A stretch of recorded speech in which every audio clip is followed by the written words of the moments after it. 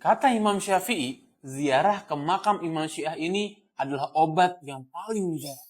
Imam Musa Al-Kadhim adalah seorang tokoh dari Ahlul Bait Nabi Muhammad SAW yang juga diakui sebagai imam ketujuh mazhab Syiah. Beliau sendiri adalah putra dari Imam Ja'far As-Shadiq. Seperti yang pernah saya bahas sebelumnya, Imam Ja'far merupakan guru besar dari para imam mazhab fikih Ahlus Sunnah wal Jamaah. Imam Musa Al-Kadhim alaihi salam diakui sebagai seorang yang dikedudukan yang tinggi di berbagai mazhab, bukan hanya Syiah. Imam Musa Al-Kadhim terkenal dengan ibadah dan kezuhudannya yang sangat luar biasa. Beliau terkenal sering melakukan sholat subuh dengan wudhu dari sholat maghrib. Dan dalam waktu malam, beliau tidak berhenti beristighfar dan memuji Allah Subhanahu wa Ta'ala. Dari sisi keilmuan, beliau juga dikenal sebagai pribadi yang sangat cerdas. Bahkan beliau tercatat pernah berdebat dengan Imam Abu Hanifah saat beliau masih kanak-kanak.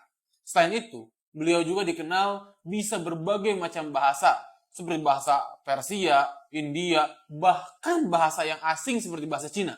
Beliau memiliki gelar Al-Kadhim, yang berarti sang penahan amarah. Beliau dapat julukan itu karena kesabarannya yang luar biasa. Hal ini terlihat ketika beliau dihempaskan ke dalam penjara oleh Khalifah Abbasiyah. Imam Musa Al-Kadhim alaihissalam bukannya mengeluh kepada Allah Subhanahu wa Ta'ala, namun beliau justru bersujud syukur ketika masuk penjara itu, bersujud syukur seraya berkata, "Ya Allah, terima kasih Engkau telah memberikanku waktu berdoa denganmu." Dan inilah sedikit dari alasan kenapa Imam Syafi'i begitu mengagumi dan mencintai beliau.